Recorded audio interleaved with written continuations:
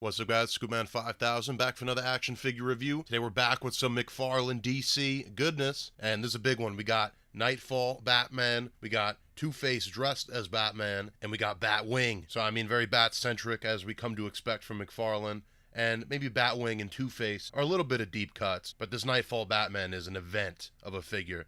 A lot of people in the community going crazy. He's a figure that's selling out. And, you know, we get so many Batmans, but one comes along like this where it's exciting for everybody. It's a classic fit. So without further ado, let's get into him. Oh, your money! All three figures do come with trading cards. Knightfall Batman's got some crazy Kelly Jones looking artwork. Now, I didn't recognize this artwork of Batwing. I don't know if it was made for this figure, but I turned it around. He's David Zavimbe. It's not a version of Batwing I'm familiar with. He's from Batman Inc., so this is not the usual son of Lucius Fox. And we'll start out with Batwing while we're here. And for the accessories for him, it does include two orange rockets you can stick to the bottom of his boots. And there's also a big blue flame you stick on the back of the Batwing jetpack. So again, this figure, I was going into it kind of expecting that Luke Fox version of this character. I am familiar with Batman Incorporated, like in concept. It's a Batman in every country or in every town. Would I put this on the same shelf with Dick, with Barbara, with Damian, with Tim Drake? I don't think so. But then again, where else is he going to go? But it's a cool figure. I think he might be worth picking up just for the sculpt work alone. I do like the face sculpt. Like, this design is cool for Batwing, but I knew I wasn't exactly familiar with it. It is one of those figures where it's mostly sculpt, not a lot of paint. There's a silver Batwing here, very beyond style, but I think the rest of it, honestly, is just cast in this marbly plastic. You're looking for places to put paint in, where if it was a smooth sculpt with no paint, you kind of get away with it. And then back here, the Batwing apparatus, very simple, just two discs over here, and they go up and down. Again, no paint on these, but you get a bit of a sculpted detail. Kind of, that's your neutral position, is all the way down here, and they extend all the way to here. You get a nice flying version of Batwing.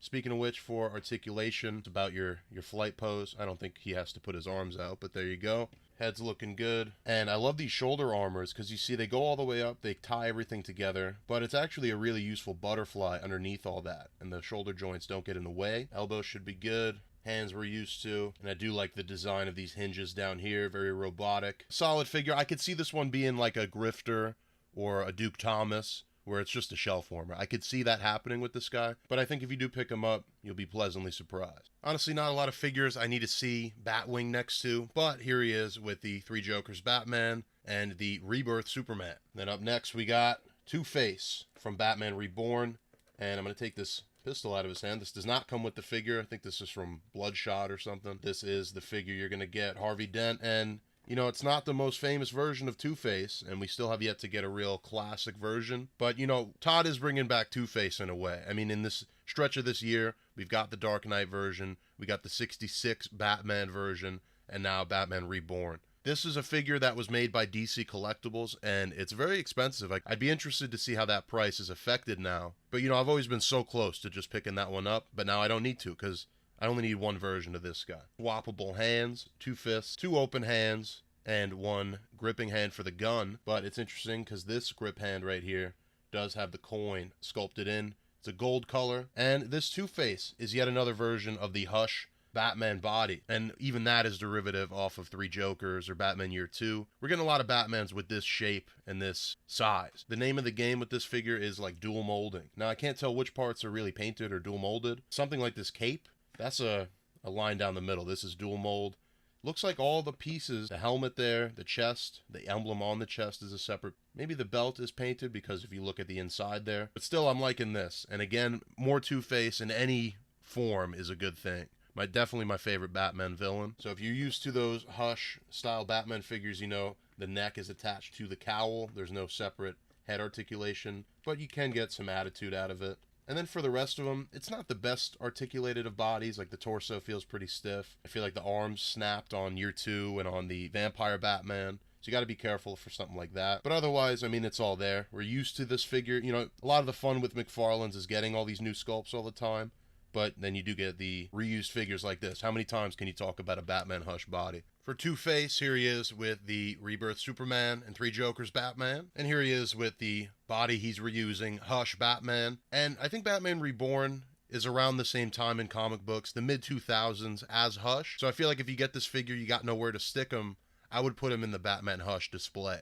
And I do think these two, they look good together. They look like they could square up toe-to-toe. And here's our two faces from McFarlane DC Multiverse. Not the two I really wanted at the top of my list, but I'll take them. I think animated style, or at least a colorway in that version. I just want a good comic book Two-Face. And then finally, the main event is this Knightfall Batman. Now, this figure was shown months ago on like an Instagram post for the figure photography. But that photo, I thought this was going to be the new standard of Batman. Then I took him out and I'm like, I don't know, maybe he's disappointing. But then I felt him around for a little bit. And I think especially the head sculpt really won me over, like that side profile. And he is a great figure, and it's a great body buck. I think we're already getting this reused for Catman. For the accessories, it's 2 fists on the figure, 2 gripping hands, and then a old school style batarang. Yeah, I do think he is worth the hype once you give him a minute, and I'll be interested to see the scale on these, because I feel like maybe that Hush Batman or Three Jokers Batman is too tall, but then you have figures like Rebirth Batman, ones are just way too short. This figure, it feels short to me right now, but we'll have to put him next to the other figures. I still think I probably prefer the Year 2 version with the more neon blue and the darker gray. Pretty sure I dug that one out for comparison, so we'll see him in a second. But yeah, some great sculpted details, like even the way it bunches up over here, and a lot of wrinkles. Like, it's a buff guy under a suit, but it's a bit more realistically proportioned. And, you know, that's good for in terms of sculpting a figure. But again, to bring back the trading card, this is like, I think, Kelly Jones artwork or something very similar to that, where the ears all the way up, pointy, gigantic, and the rippling, almost gross out, like the Max style muscles. And you just don't have that on this figure. So if it's truly trying to be a Knightfall Batman, I don't think it completely hits the mark. But as like a Neil Adams style, you know, blue Batman, you could stick him in any shelf. I think it's a great figure, and I think that's the appeal of this rather than just being from Knightfall. So this one I will go a bit more in depth with articulation, a bit more exciting. So the head's going up that far and down that forward, side to side motion. So decent on the head. And then this body, I'm sure we're going to be seeing some more times, so let's stress it out. Goes back that far, forward, altogether that much, side to side. A little tight, but it works. These butterflies are probably better than most. I think the way that it's cut here does allow for a pretty decent motion, and that's good. I think, you know, you got to do this on your figures. You bring the shoulders up, makes a world of difference, because so many action figures are down here, and just look at that. Now let me bring them back up.